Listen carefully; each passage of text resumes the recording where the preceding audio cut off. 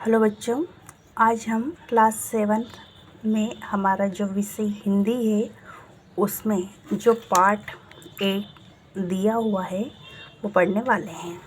हमारा जो पार्ट है वो एक कविता है और नाम है प्रार्थना। प्रार्थना यानी विनती या विनय। इसे लिखने वाले जो कवि हैं, क्या नाम है? डॉक्टर जय कुमार जलज। इन्होंने अपनी जो भावनाएं हैं वो इस कविता के माध्यम से बताई है। जैसे इन्होंने बोला है, तन से, मन से और बुद्धि से हम सब बहुत बड़े हों। यानी तन से यानी शरीर से, मन से यानी हमारा जो मन है, और बुद्धि से, है ना, हम सब बहुत बड़े हैं। फिर है, पर्वत से हो सिर ऊंचा कर, सीना तान खड़े हों। यानी हमारा जो सिर है वो पर्वत से भी ऊंचा हो, है ना, और हम सीना तान खड़े हों।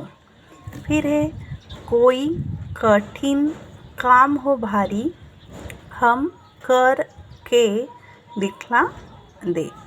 यानी यदि कोई बहुत भारी परेशानी है या बड़ा काम है तो उसे हमें हल करना है, उसे पूरा करना है ना।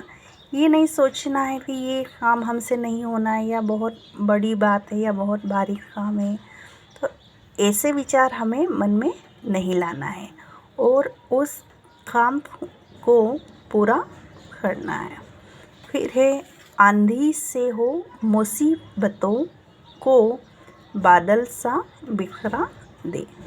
जिस तरह से जो आंधी आती है और अपने साथ में मुसीबत लाती है ना, और बादल आ जाने से वो बिखर जाती है। तो यहाँ पे यही है, यदि हमारे ऊपर आंधी की तरह यदि परेशानी आती है, मुसीबत आती है, तो हमें सामना करना चाहिए, उससे हमें दूर नहीं हटना चाहिए। कोई भी परेशानी है, कोई भी चीज़ है, वो करने से ही पूरी होती है। यदि हम बोले ये चीज़ हमसे नहीं हो रही है तो वो पूरी नहीं होती है। इसे आप मुसीबत न माने, है ना। यदि कोई भी परेशानी आती है तो उसे हमें पूरा करना है ना, और सामना करना है। तो आया समझ में? वापस से हमारा जो शरीर से, मन से और बुद्धि से हम सब बहुत बड़े हैं, है ना।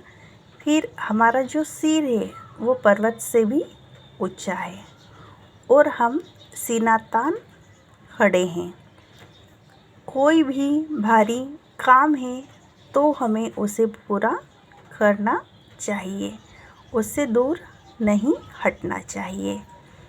जिस तरह से आंधी आती है और अपने साथ में मुसीबत लाती है, बादल आ जाने पर जो मुसीबत है वो दूर हट जाती है। तो इसमें यही है, कोई भी परेशानी आती है तो हमें सामना करना है, उससे दूर नहीं हटना है। आया समझ में? यहाँ से इतना। फिर है, मुट्ठी में तकदीरे बांधे, हंस कर चलने वाले। यानी हमारे हाथों में जो मुट्ठी है वो बंधी हुई होती है और हमारी जो किस्मत है वो भी हमारी हथेली में बंधी हुई होती है। तो कैसी भी परेशानी है हमें सामना करना है और उसे हंस कर चलना है। आया समझ में?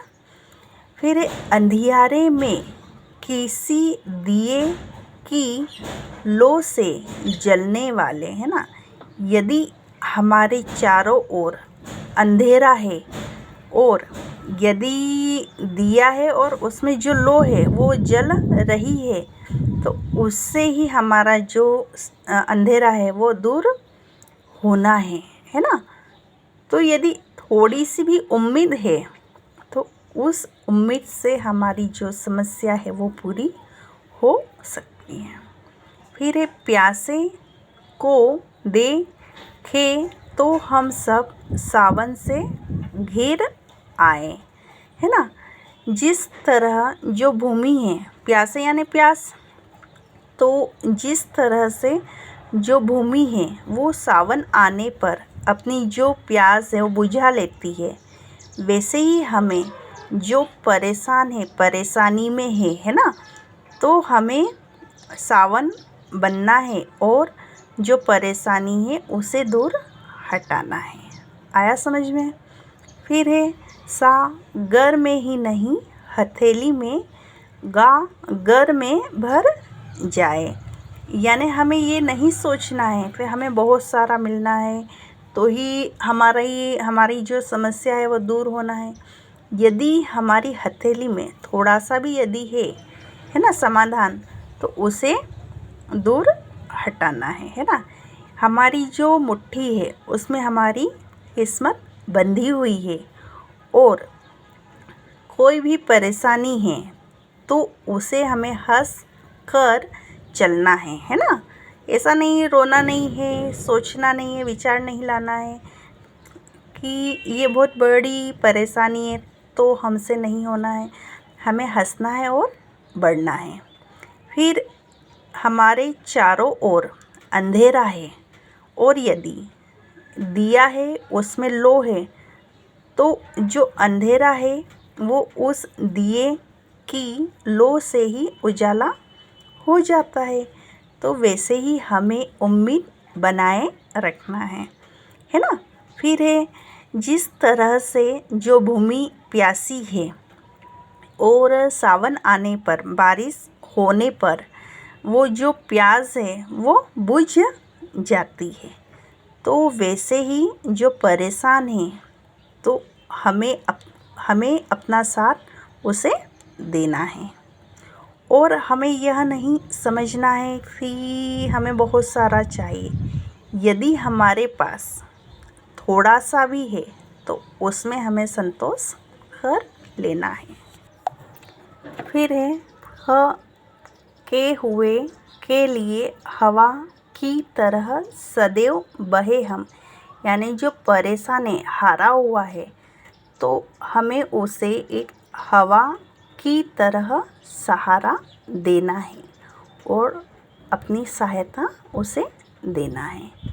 फिर है धरती से हो अपने सुख दुख को चुपचाप सहे हम, उठे हमारा हाथ, है ना। जिस तरह से जो धरती है वो बिना आवाज़ हुए चुपचाप हर चीज़ सहन कर लेती है, जैसे भूमि पर बाढ़ आती है ना, या बारिश नहीं होती है, या किसी भी तरह से भूमि में हानि होती है, तो वह बिना आवाज़ हुए चुपचाप सहन कर लेती है।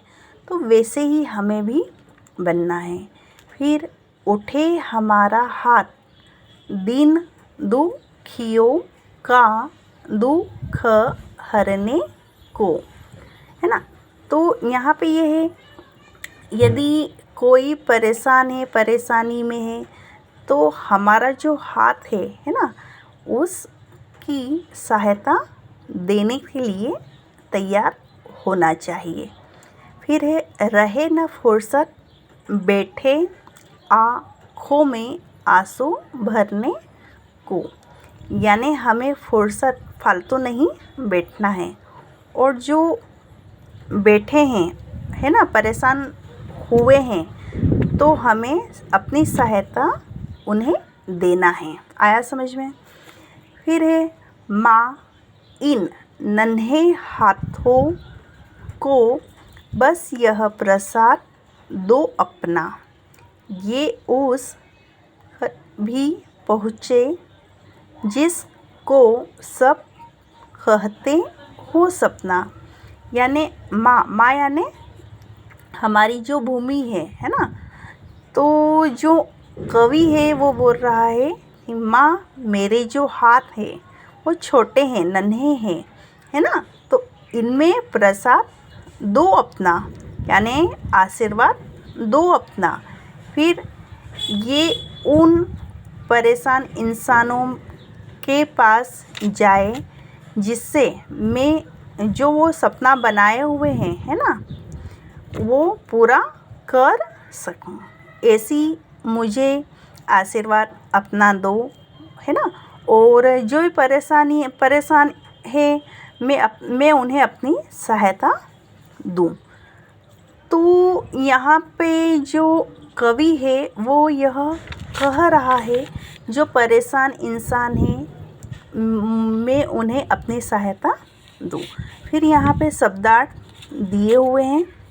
जैसे यदि इस कविता में कोई भी शब्द है जो परेशानी आ रही है समझने में हिंदी में, तो यहाँ पे शब्दार्थ दिए हुए हैं, तो आप इसे पढ़ना और याद भी होना। फिर हमारा जो अनुभव विस्तार है, जैसे यहाँ सही जोड़ी है, फिर यहाँ पे ये दिया हुआ है रिक्त स्थान। तो हमारी जो दूसरी वीडियो है उसमें मैं आप सभी को ये समझाने वाली हूँ। यदि इस कविता में कोई भी परेशानी है जो समझ में नहीं आया है तो वो आप बोल सकते हैं।